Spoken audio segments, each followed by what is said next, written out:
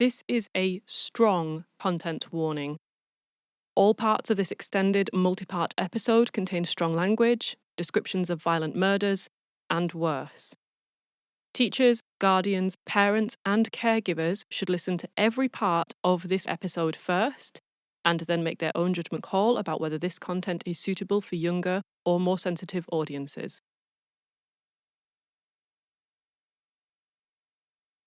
Case S01E11. The Yorkshire Ripper, Part 5 of 5.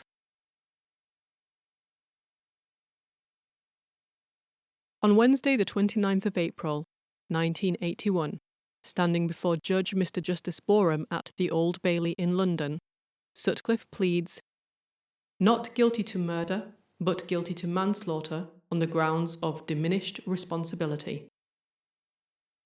The Attorney General, Sir Michael Havers QC, prosecuting, is willing to accept this plea, but after consideration, the judge determines that the case must go to a full trial by jury. Throughout the trial, Sutcliffe's defence counsel, James Chadwin QC, argues that Sutcliffe is suffering from paranoid schizophrenia, an argument that has the support of 4 psychiatric experts. Today, Dr. Hugo Milne, the first of 3 psychiatrists who will be giving evidence, has been in the witness box all day, explaining why he's convinced that Peter Sutcliffe is mad. He read out a list of 19 signs and symptoms, which he said gave him his final diagnosis of paranoid schizophrenia. Sutcliffe had described his feelings about the killings. After the death of Vera Millward, he said, the feeling, which lay dormant for a while, later welled up so strongly that I could have killed any woman. Dr. Milne said that the fact that Sutcliffe couldn't distinguish eventually from respectable girls and prostitutes simply showed that he was getting madder as time went along. His total calm with the police and in the witness box, despite his terrible crimes, was yet more evidence of his schizophrenia. Sonia Sutcliffe was in court today for the first time this week. Her husband didn't look at her as defence counsel James Chadwin asked if Sutcliffe could have learnt to fake his mental illness from her, because she'd once suffered from schizophrenia. That's highly unlikely, said Dr. Milne. Mrs. Sutcliffe stayed just for the morning, again hurrying to a waiting taxi with her coat collar pulled up around her face. Then came the following exchange. Mr. James Chadwin for the defence said, did you ever suggest to Sutcliffe that he might only do 10 years in custody to satisfy the public? Certainly not, said Dr. Milne. Do you regard him as dangerous, Dr. Milne? Not dangerous, extremely dangerous. Ken Rees, News at 10, at the Old Bailey. In the end, on the 22nd of May 1981, Sutcliffe is found guilty and given 20 concurrent life sentences. In the chaos of Sutcliffe's arrest in January, and again 4 months later at his trial throughout May, few people can be persuaded to retain any lasting interest in the letters and tape. It is important to remember that the Yorkshire Ripper and Wearside Jack have dominated the headlines for 6 long years now. For many people, the topic has gone on so long they have become numb to the horror and then even become sick of the subject. The nation, and especially Yorkshire, has been saturated with news, often daily, if not hourly, for more than half a decade. This has been news that has actively affected the daily patterns of life of countless women. Throughout the Yorkshire Ripper's reign of terror, sexual harassment and assault increased. Women walking alone found themselves being taunted and reprimanded and jeered at in the street. At one stage, some officers even began urging women to stay indoors after dark, to only go out with chaperones, to stay out of red light districts, to dress modestly, to stay out of pubs, and more. Rightly outraged by being made responsible for the killer's actions, women protested and marched and made their displeasure known. After all, given that the criminal was a male, it would have made more sense to have all men follow a curfew and stay indoors beyond certain times, for all men to have chaperones, to stay out of red light districts, and so forth. The police, too, are suffering from institutional exhaustion and heavily depleted resources. George Oldfield is not the only officer broken by the Ripper inquiry. The past 6 years of policing in West Yorkshire has been largely thankless and, for some, downright brutal. The Wearside Jack letters and tapes may have derailed the investigation at a cost of millions of pounds to the taxpayer, and 3 further murders might have occurred since they were sent, but the killer is now in custody, on trial, in prison. Few people in the police, the public, or the media can muster up the enthusiasm for yet another investigation to find some random troubled individual who sent some hoax letters. And if a killer is so difficult to find with unlimited resources thrown at the problem for years, with the hellfire of a furious Prime Minister threatening to blaze a trail to Leeds to take over and get the job done herself, then what on earth chance is there of catching some petty hoaxer with only a fraction of the resources, motivation and evidence? If few cared about finding Wearside Jack, though, then even fewer cared that the linguists had been vindicated in their claims that the communications were frauds. Ellis describes the moment he heard the news of Sutcliffe's arrest as follows. The next morning, I rang a police contact and asked about the man who had been arrested. He doesn't have a Geordie accent, I was told. I couldn't resist saying, I told you he hadn't.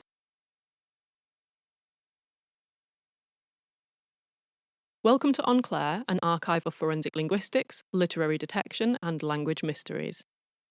You can find case notes about this episode, including credits, acknowledgements, and links to further reading at the blog. The web address is given at the end of this episode. And if you get a moment, leave us a rating wherever you get your podcasts from. The linguists are still in disgrace. Not quite enough to make them entirely indispensable when their opinions might prove useful, but, as I've mentioned, enough for none other than the Chief Constable Ronald Gregory himself to make a public statement of his displeasure in 1983, as Ellis's account so eloquently observes.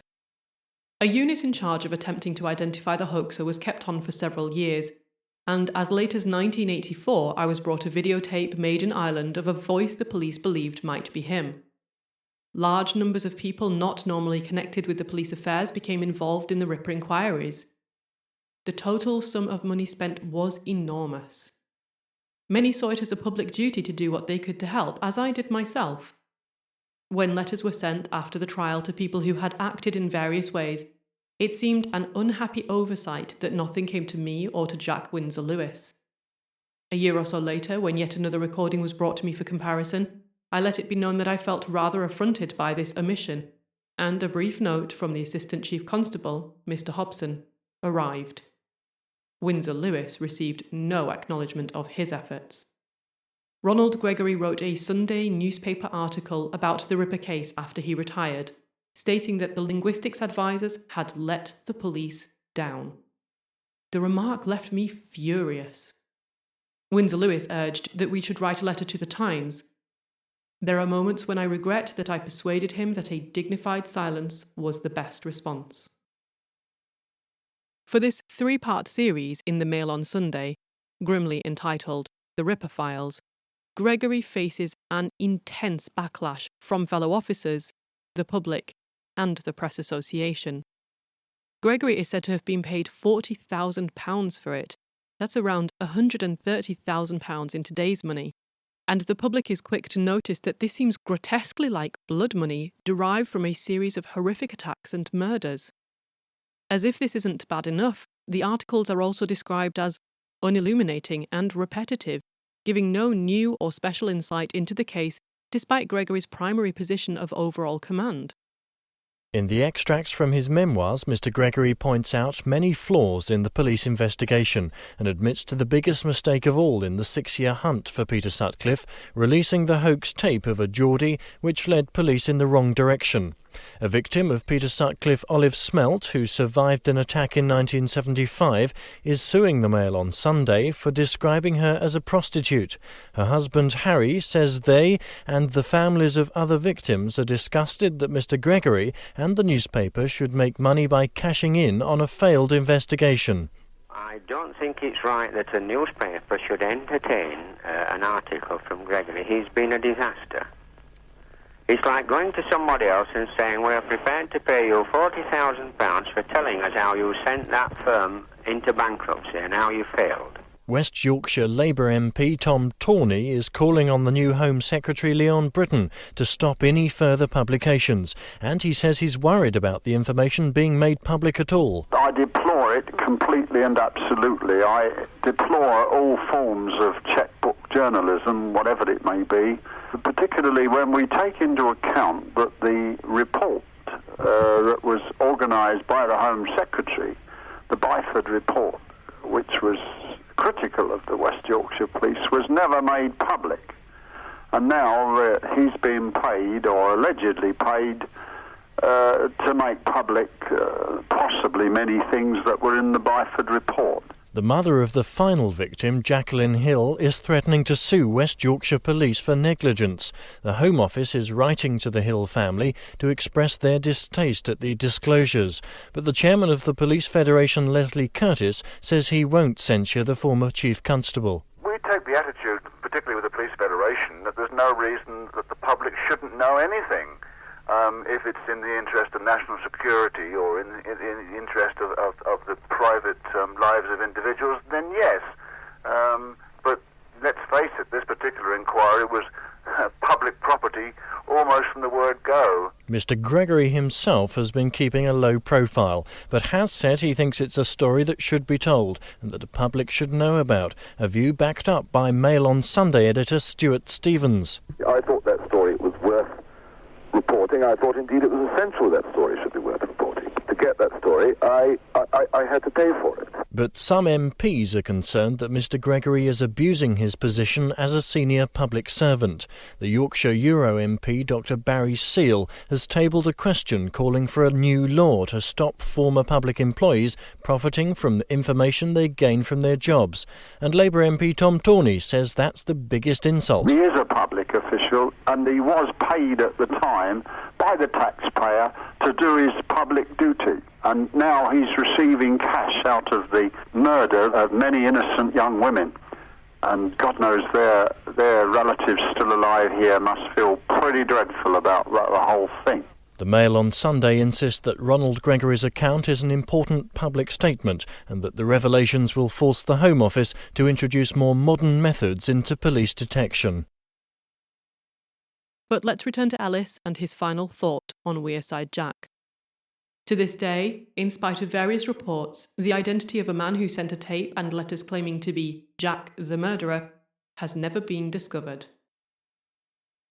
Ellis wrote this back in 1994, some 25 years ago now, and at first, this sentiment, that the real Wearside Jack has never been caught, holds true.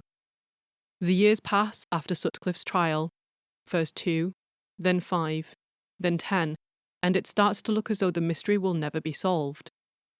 Though the linguists have been proven right in their fears that the communications were hoaxes, the victory is otherwise an empty one.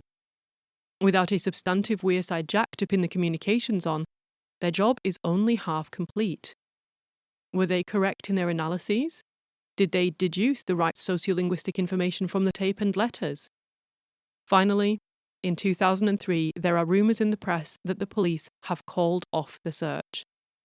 Too much time has passed. The evidence is now utterly compromised by prior testing, and some of it is entirely lost and destroyed.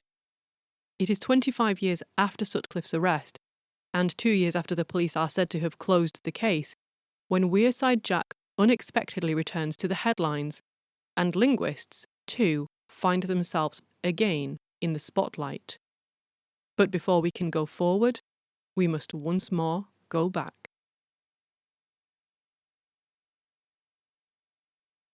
We return to 1974, but now we turn our attention to Sunderland, Cale Road Library. An 18-year-old bricklaying apprentice enters the building and makes his way to the crime section. His name is John Samuel Humble. Humble hates the police. The year before, at 17, he was convicted of burglary and theft. Unbeknownst to him now, next year at the age of 19, he will kick an off-duty police officer in the head and, as a consequence, spend 3 months at a young offenders institute. Humble hates the police, and he loves the idea of notoriety. Infamy. In the library, things are peaceful. Humble scans over the limited selection of titles on crime that this small community library has to offer. Finally, he takes hold of a green-covered hardback book entitled Jack the Ripper. Humble checks the book out and takes it home. He will keep it for over a year, copying out the letters supposedly sent to newspapers and the police by that most infamous Victorian Whitechapel murderer, Jack the Ripper. 2 years later, the Yorkshire Ripper murders start to dominate the news cycle, appearing in every paper's headlines and on every breaking news broadcast.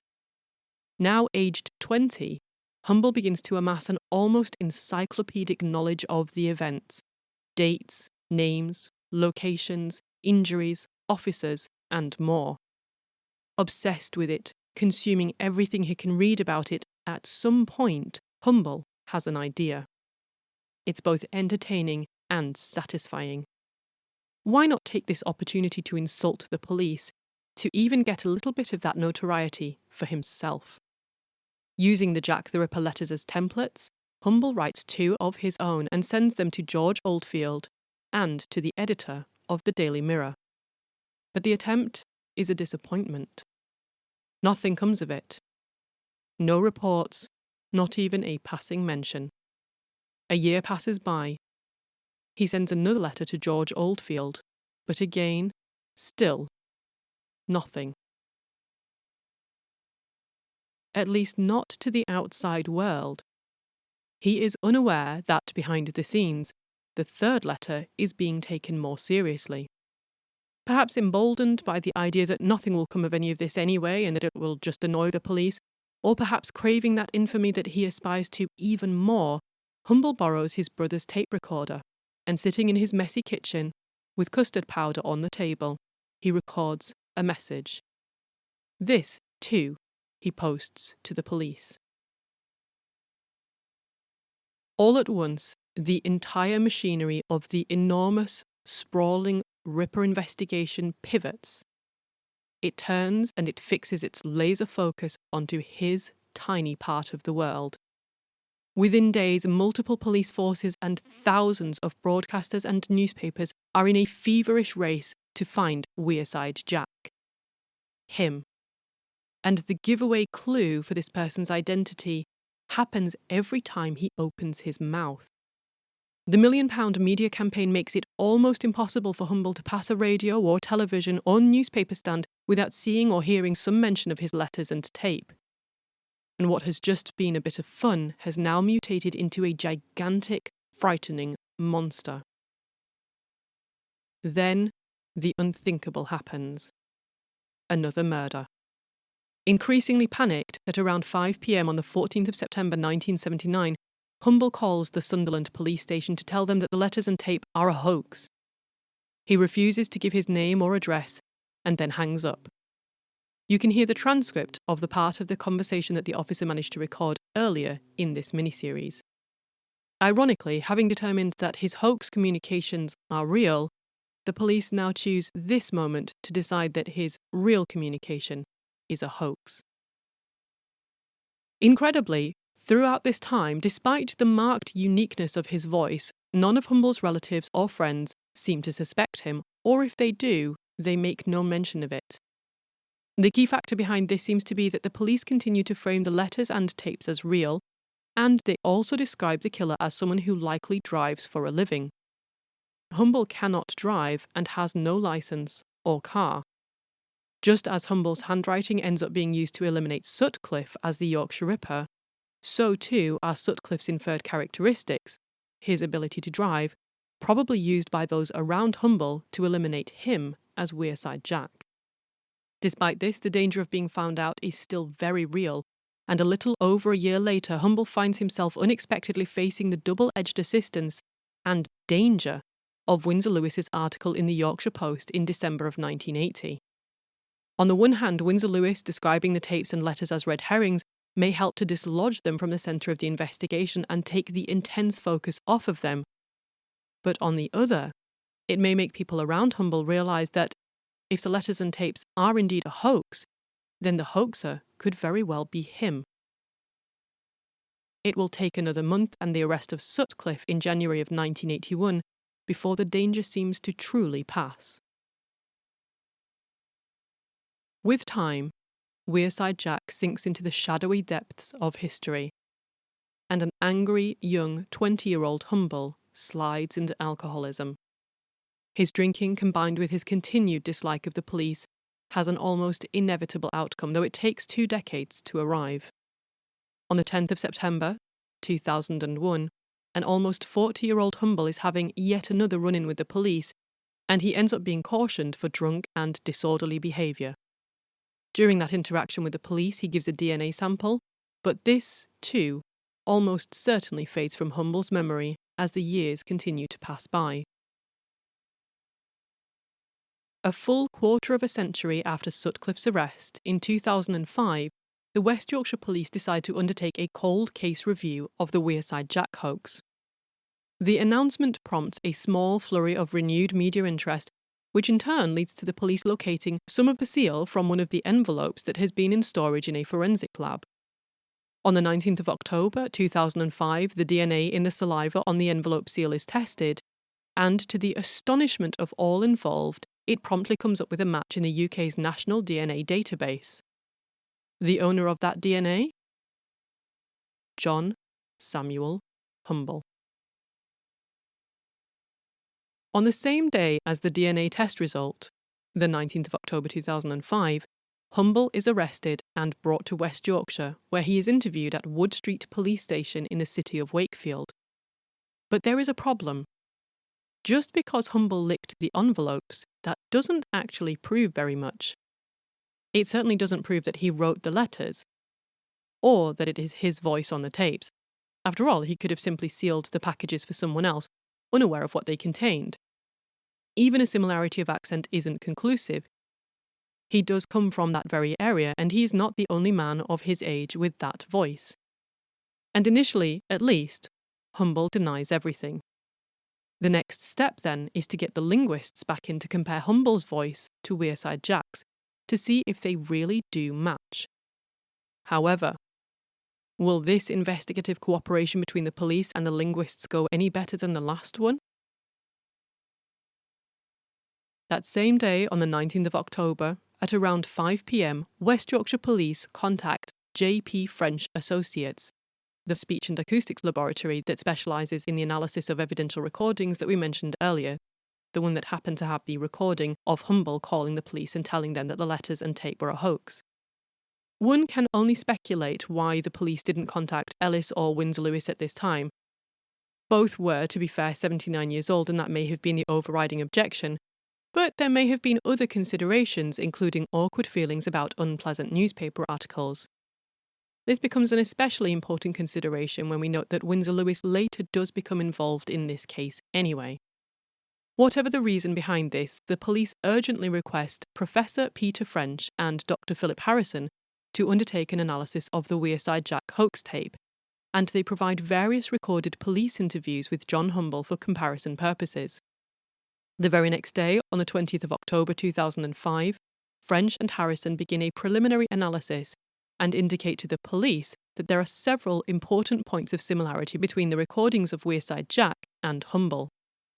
However, the Wearside Jack recording that they are working with is a poor quality recording of a recording. It's not the original tape. A few hours later, French and Harrison are contacted by the police again. Humble has confessed.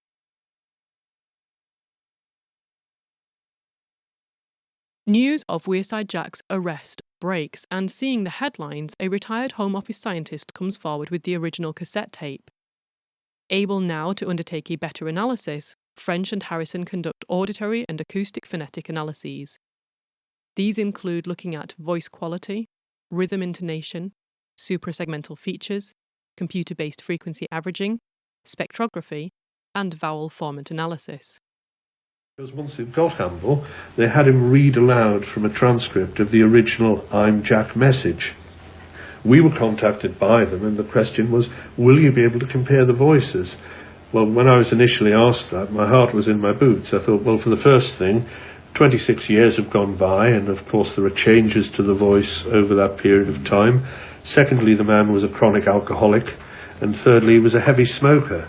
And those two factors alone, with the passage of time, would, one suspect, do substantial damage to the vocal cords. Here is a short segment of the sample obtained by French and Harrison in October of 2005, followed by a short segment of the original recording from June 1979, some 26 years earlier. I'm Jack. I say you are still having no luck catching me. I have the greatest respect for you, George, but Lord, you are no nearer catching me now than 4 years ago when I started. I'm Jack. I see you are still having no luck catching me. I have the greatest respect for you, George, but Lord, you are no nearer catching me now than 4 years ago when I started. In fact, when we got the recordings, they were strikingly similar. It was almost as though they were contemporaneous, same man in a different room on the same day. As the case proceeds towards court, in one of those peculiar twists of fate that sometimes accompany these already unusual scenarios, whilst French and Harrison are retained by the prosecution, the defence decides to hire Jack Windsor Lewis as their expert witness. Those outside of the English legal system might feel especially dubious about this, but it's worth explaining this a little bit. The duty of an expert in the English criminal courtroom is to the court itself, not to the legal team retaining them. One should undertake as rigorous and neutral and objective an investigation as possible, and then present the results no matter how much they help or destroy the arguments of the counsel by whom that person has been retained. On the 1st of February 2006, Windsor Lewis goes to Armley Prison in Leeds where Humble is being held. In what he describes as very trying circumstances, at Windsor Lewis's request, Humble writes out all 3 letters again and re-records the hoax tape. Windsor Lewis goes on to state that, "My overall impression from intensive examination of the Armley versions of the letters and the recordings was that there was no cogent evidence that could be adduced to claim that the accused had not been responsible for the actions with which he was charged." And at the conclusion of their investigation, French and Harrison, working for the prosecution, summarise thus. "We were informed just before the trial began that none of our findings on speaker identity or recording method/circumstances was to be subject to challenge by the defence." In different and arguably overly simplified terms, when it comes to their expert evidence for the trial of Wearside Jack, all 3 linguists find themselves at least in general agreement that Humble does indeed appear to be Wearside Jack.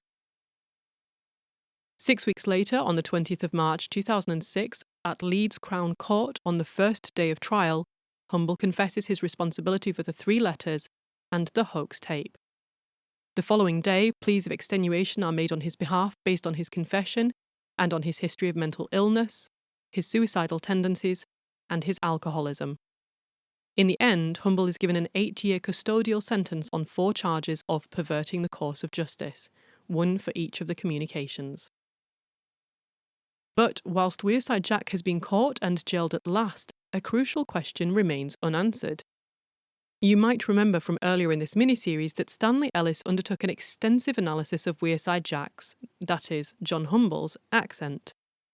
Ellis concluded that the origins of the voice were close to the small villages of either Castletown or Southwick, each on the south bank of the River Wear, only 2 miles apart.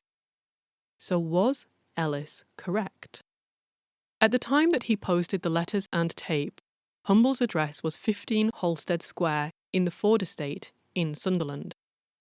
If you were to walk due south from this address for just 1 mile, you would find yourself standing at the edge of the River Wear. On the opposite side, the north bank, a mile to the left, you would see Castletown, and a mile to the right, you would see Southwick. Ellis had located Humble's voice to within just 2 miles of his actual address.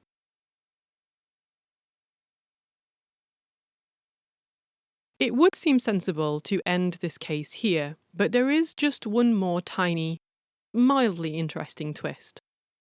On the 3rd of April 2006, not quite a fortnight after Humble has been sentenced, a number of newspapers, including the Mirror, breathlessly report that the Yorkshire Ripper, Peter Sutcliffe, has written 2 letters, or more accurately 2 notes, to Wearside Jack, that is, John Humble. I've scoured the various articles and tried fairly extensively to corroborate the existence of these notes in some form or another, but the origins of this story look to have been lost in the intervening decade. Worse, it's nearly impossible to organise the 2 notes back into their original forms. By this I mean the various papers have irreconcilably jumbled them up. Papers like to quote a little and then interject with some observation or other and then paraphrase a bit and so forth. So the best that I've been able to manage is to simply put all the various elements together into one long paragraph that should, presumably, be split into somewhere in the middle. Anyway, what do these notes from Sutcliffe to Humble supposedly say? Well, the 2 taken together run as follows. I have just heard that you got 8 years in prison on Tuesday for the crimes you committed. I am not surprised that you got that length of time because what you did was very bad indeed. You have now had your 15 minutes of fame and you have reopened old wounds again and put me back in the media spotlight. I do not need this now or ever again. The same thing will happen when you are released. You could have saved those 3 women, John. You have blood on your hands. I was under the influence of voices. What was your excuse, John? Drink and drugs, I hear. You have some sort of fascination with my case. Maybe you are responsible for the other bodies which only a few other people know about. Did you kill them others, John? I must know. I want you to write back, John, so we may exchange letters and maybe organise a visit here at Broadmoor. We have loads to talk about. I want you to say sorry for your crimes and interfering in the investigation into my crimes. I am cured of my evil thoughts, and you can be cleansed as well. Treatment and drugs will help you, John. I know. I hope you get some treatment for your problems, John, because you are very ill indeed. You could even end up in Broadmoor with me. That is where you belong. It would be very strange that, the 2 of us sharing history in the same place. Be strong. God will look after you. Your friend, Peter. So I have to come clean here and say that, honestly, I am very sceptical. Is it impossible that Sutcliffe wrote these notes to Humble? Well, no, of course not at all. He could have written anything. But I do have to wonder what the prison system policy is on inmates contacting each other like this. However, it all comes across rather bizarrely. I mean, let's take the bit about, maybe you are responsible for the other bodies which only a few other people know about. Did you kill them others, John? I mean, this is confusing on several counts, and I can only find 2 ways to understand this, neither of which is satisfactory. Interpretation number 1. Sutcliffe is talking about Humble's supposed murder victims? But if that's the case, how could Sutcliffe possibly know about them? I mean, Sutcliffe and Humble didn't know each other before this whole thing, so is he a mind reader? Or is the implication that Humble and Sutcliffe knew each other whilst the murders were going on? Also, who are these few other people who also supposedly know about these bodies? Or interpretation number 2, Sutcliffe is talking about his own murder victims, ones which haven't yet been discovered. But if this is the case, given his unwillingness to admit to murders in interviews, even in the face of strong evidence, would he really commit such an open confession to paper and then send it right through the prison system under the eyes of countless guards? It doesn't really matter how I try to parse this, it's just confusing and very weird. And then there's the other thing that really jars for me in this supposed Sutcliffe letter or these 2 notes. I'll give you 6 example sentences and maybe you can spot what I'm noticing. You could have saved those 3 women, John. What was your excuse, John? Did you kill them others, John? I want you to write back, John. Treatment and drugs will help you, John. I hope you get some treatment for your problems, John. Yeah, if you haven't realised what's going on there, then I'm not sure how to help you with that. Why is this noteworthy? Why am I picking this out? Beyond the fact that it sounds especially weird when you read these sentences back to back like this, well, I'm going to quote you something else in the same way and see if you can see the issue. I have the greatest respect for you, George. I reckon your boys are letting you down, George. They never learn, do they, George? Well, it's been nice chatting to you, George. That, of course, is Humble from the 1979 tape that he sent to George Oldfield, the Assistant Chief Constable of West Yorkshire Police, who was in charge of the Ripper investigation. And, as you may remember, in that tape, Humble was pretending to be Peter Sutcliffe. And there's one more thing.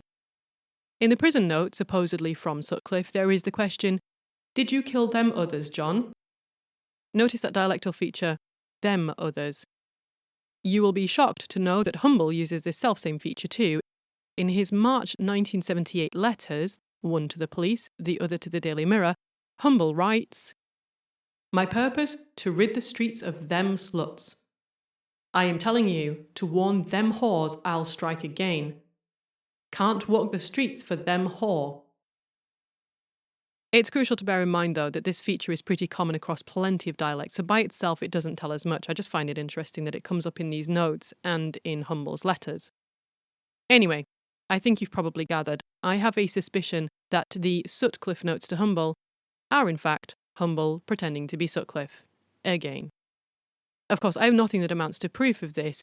The sum total of evidence that I'm presenting here is garbled data extracted from newspapers who have made a pig's ear of presenting these alleged Sutcliffe notes. And this is assuming that they ever existed in the first place. I'm also basing this on a pre-existing suspicion that this is a hoax based on Humble's prior history of creating exactly this kind of hoax. And I've only got two extremely tentative features, this really weird intrusive first name use that comes at the end of the sentence, and this really common dialectal variant. I don't have, most importantly, a comparable set of data from Sutcliffe. Maybe he also is a creepy overuser of first names that he sticks at the ends of all of his sentences. Maybe he also uses them the same way. And when you compare these supposed notes to Humble's letters, that is, to his writing rather than his speech, he doesn't do this exaggerated first name use in his writing, it just occurs in the tape. Then again, the tape is supposedly a script that he has read out loud, and when you listen to it, it does sound very much like a read out piece of communication rather than something that was naturally and spontaneously spoken. Anyway, in conclusion, this is interesting and it's enough to start an investigation, but since no crime appears to have been committed and it's almost impossible to find further details about these supposed notes, this will likely remain a minor, unresolved mystery. In one of those strange coincidences, just a fortnight before this final episode in the miniseries was due to air, there has been an unexpected update on the case of Wearside Jack. As you can probably tell, this is a different bit of recording from the rest of it. And it does mean that the likelihood of solving this Sutcliffe Humble prison notes mystery has fallen yet further. As ever, to fully contextualise this turn of events, we need a little bit of background. According to news sources, Humble was released from prison in late 2009. Now, if this was true, he would have served around 3 years of his 8-year prison sentence. On his release, Humble changed his name to Anderson, John Samuel Anderson, and he moved into a ground floor flat in South Shields, got himself a dog that he named Jack, a rather unsettling choice, all things considered, and he even appears to have struck up a relationship.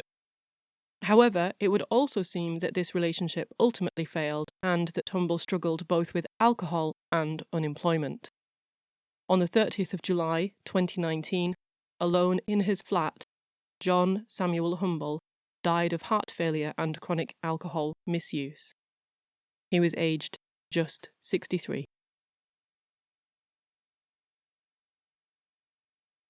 There are many ways to finish this mini-series, so much so that it is difficult to decide which seems to be the most fitting. Soon after Sutcliffe's arrest, 2 reviews of the investigation are undertaken. One leads to the Sampson report, and the other later on to the Byford report, which ran to almost 150 pages and remains partially redacted to this day. The government likewise released around 175 pages of interactions between Downing Street, several Home Office departments and the commanding officers of numerous police forces. These reports and papers all reveal both the incredible scale of the investigation and the dozens of developing schisms and tensions as a lot of different organisations tried to work together on a single objective. One problem, from a modern perspective, was that the police forces simply had no experience of dealing with a major high-profile incident spanning multiple jurisdictions that was in turn triggering ever more, ever louder, ever longer eruptions of increasingly negative publicity. Similarly, there were simply no suitable methods for handling the enormous quantities of information, and the police were very quickly buried under interviews, public responses to media appeals, records of number plates, supernatural predictions, sightings, hoaxes, guesses, tips, and more besides. In the present day, should a case of this nature occur, there are multiple high and mid-level strategies for streamlining an investigation so that all the forces are working to the same purpose and sharing the same information. In fact, as a direct result of cases like this, in 1985 the Home Office introduced the computer system Holmes, as in Sherlock Holmes, the Home Office Large Major Inquiry System, to coordinate officers and information. But in the 1970s and the early 1980s, the different forces could find themselves struggling to prioritise and share key information. The commanding officers also appear to have struggled in their relationship with experts like Ellis and Windsor Lewis, especially when it came to valuing their judgments, respecting their independence, and later, even just acknowledging their efforts. Ellis's truly exceptional analytical conclusions in placing Wearside Jack within 2 miles of his home might have been an unassailable vindication of the value of his expertise, but that could have felt like poor consolation for finding himself slighted by the Chief Constable of West Yorkshire Police in a national tabloid, and then spending the next 25 years in disgrace with at least some of the officers involved in the Ripper inquiry.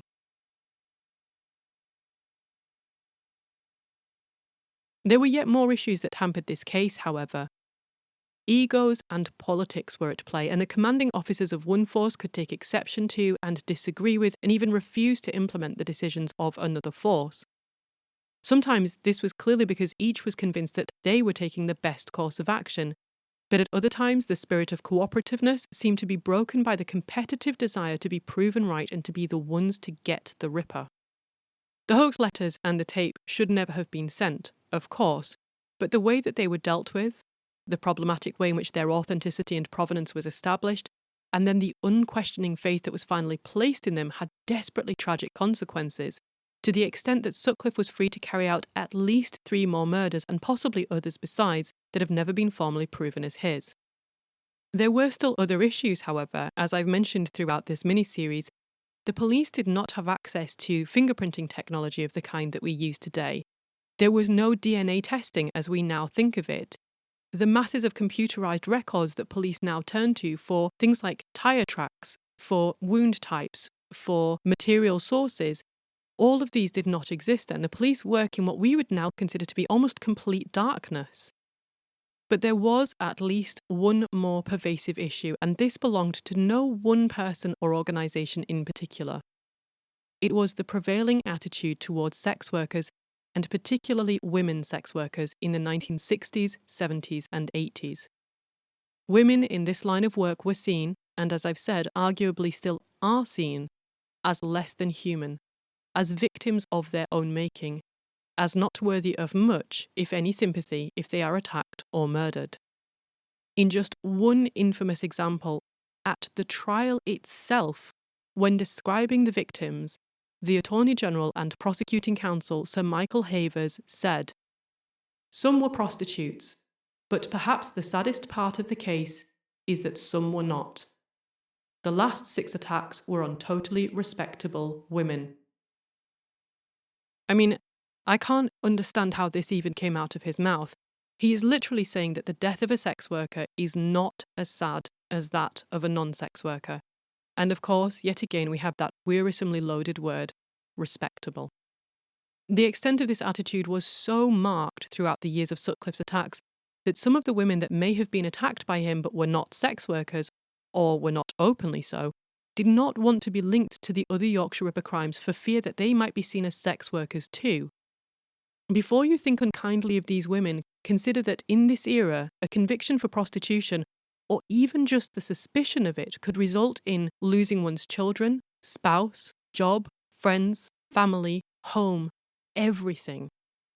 It means even now that the chances of being physically attacked or sexually assaulted or even murdered increase, sometimes dangerously, as that person is marked out as a potential future target by predatory people. And it meant, especially historically, that a police response to such a crime against a so-called known prostitute could be diluted, if not altogether negligent. The cases in this investigation demonstrated that difference in public response repeatedly. Whilst the victims appeared to be sex workers, the investigation garnered some media interest, but when some of the victims were described as innocent, respectable, middle class, and so on, the outcry was immediate and intense, and the police stepped up their efforts markedly. In other words, for some of these women who were possible or actual surviving Yorkshire Ripper victims, avoiding the label of sex worker was not simply about avoiding potential embarrassment. It was a matter of avoiding threats to physical and social safety and potentially even extreme, life-altering consequences.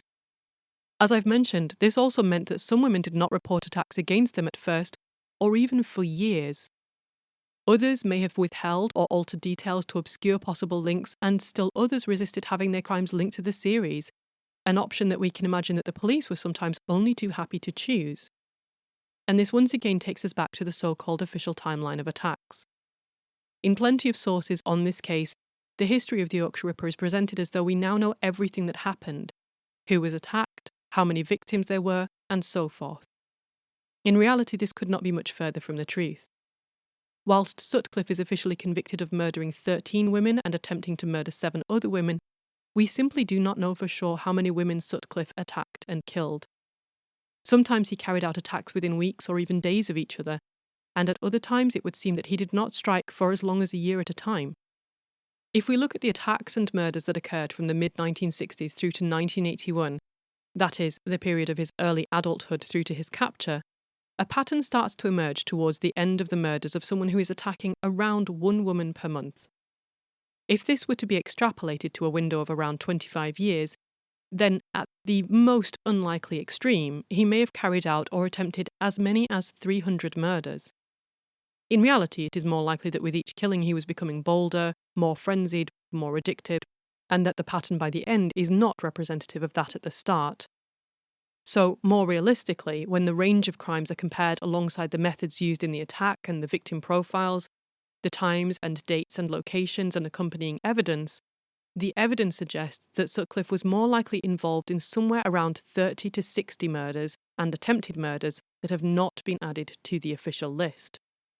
As a result of precisely this uncertainty, in 1991, 10 years after Sutcliffe is imprisoned, Chief Constable Keith Hellawell is asked to investigate any additional murders and attacks that Sutcliffe might have committed.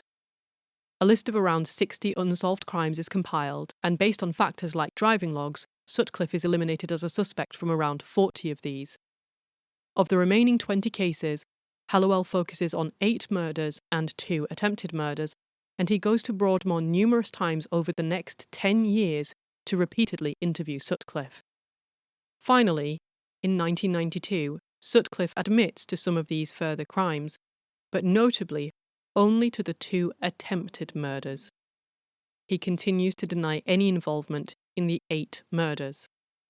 Of those attempted murders, one is 14-year-old Tracy Brown of Silsden, the case we looked at in detail in the first episode in this miniseries. This is the victim who was literally laughed at by a police officer when she insisted that her attacker was the Yorkshire Ripper. The other victim is 22-year-old Anne Rooney from Leeds. As I've mentioned, Sutcliffe continues to deny the other 8 murders, and in recent years the media have reported the police are saying that, unless significant new evidence comes to light, they will not now pursue any further murder charges against Sutcliffe. Aged 72 at the time of this recording, Sutcliffe is currently incarcerated in Her Majesty's Prison, Frankland, in County Durham, in the UK. This is the same prison that has held and holds other notorious killers such as Harold Shipman, Ian Huntley, Michael Adebolajo, and Peter Chapman. Sutcliffe is one of around only 75 prisoners in the UK serving what is known as a whole life order. This prison sentence, which is a special exception to the usual sentences, allows no possibility of parole or any form of conditional release whatsoever. And the result of this is that Sutcliffe will spend his few remaining years of life in prison. End of part 5 of 5.